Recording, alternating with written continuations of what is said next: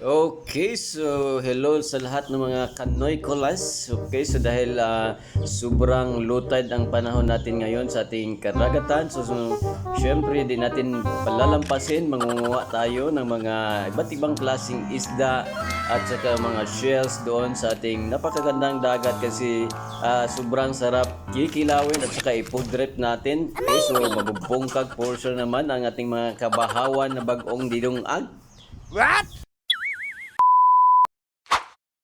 Alright, hello mga Kanoy Kolas! Maupay nga aga sa lahat, okay? So, nito na naman tayo sa ating next Padagat Adventure. Okay, so sobrang saya kasi kasama ko na naman si Lods Bohol Malyari Spot Vlog. Okay, so kami po yung palaging nagtatandim ngayon kasi nag-vlog din siya kasi paki-follow po guys sa kanyang page sa Facebook at saka sa YouTube.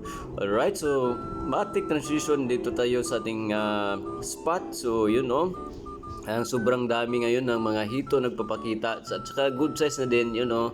Tingnan nyo guys, so sobrang sarap yan sabawin or yung paksiwin at saka yun ito naman good size na naman yung nakuha natin na danggit. Okay, so sobrang dami talaga ng danggit din dito sa ating lugar wherein enjoy ka talaga sa pagpapanguha. Alright, so yun danggit na naman nakuha ni Lodi. Wow. Okay, so good size talaga yung danggit natin ngayon. So sobrang sarap yan kilawin or sabawin or paksiwin. Okay, so grabe. Kaya yun ang hindi talaga mababayaran ng pera, yung experience natin na manguha dito sa ating karagatan na sobrang dami talaga ng mga isda at saka shells pag masipag ka lang talaga at magmatyaga na pumupunta doon sa dagat kasi hindi ka talaga masisiro yun kisi-kisi na naman ating eel or bakasi na sobrang sarap talaga, sobrang Amazing! sarap to gataan or lagyan ng black beans. Okay, so ito din yung hito, pwede din to lagyan ng gata at saka black beans. So yan sobrang good size talaga yung mga hito na nakuha natin ngayon. At the same time, yung mga danggit na nagpapakita. Okay, so ganun kaganda yung spot natin dito.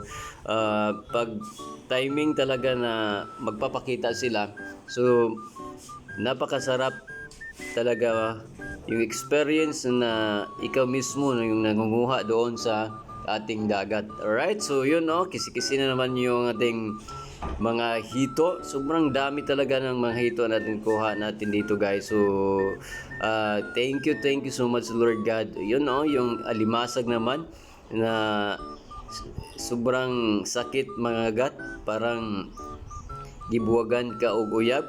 Char. Alright, so yun yung hito na naman nakuha ni Lods.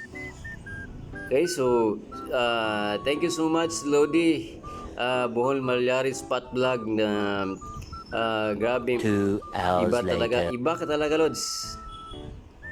Alright, so after that diretso kami sa aming spot din na kasi nagdala kami ng konting bahaw. Alright, so syempre ilaw talaga ito yung kagandahan kung may mga kuha tayo at saka may mga baon tayo na madadala doon sa dagat. Sobrang sarap talaga kumain doon guys. At ang menu namin ngayon is kilaw. Okay, so kinilaw na iba't ibang klaseng isda at saka yung shells, yung clump. Okay, sud or litob. Okay, so yan yung bahaw na nabubungkag talaga.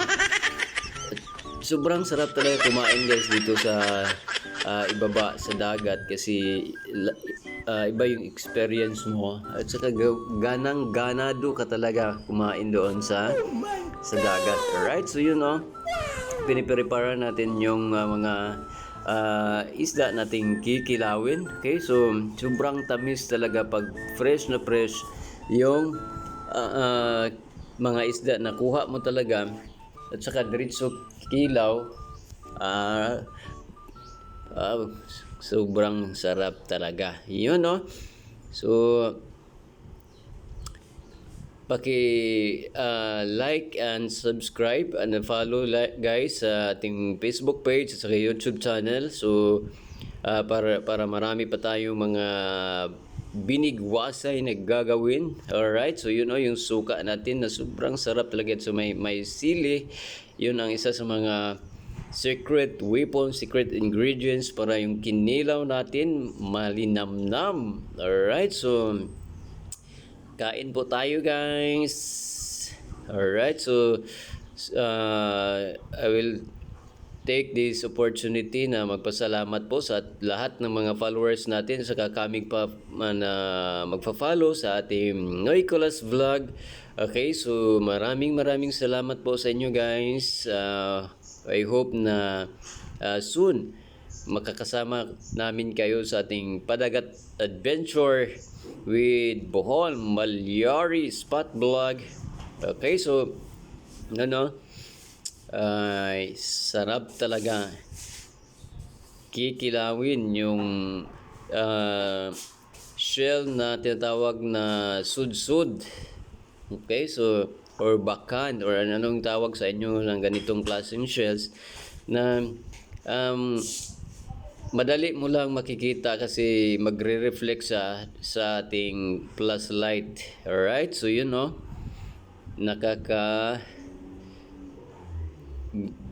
gana talagang kumain pag doon ka mismo sa dagat. Alright, so maraming salamat po. Okay, so God bless po sa ating lahat at saka wag nyo pong kalimutan na mag-follow sa ating mga videos na gagawin. Thank you so much, and to God be all the glory, power. Yummy!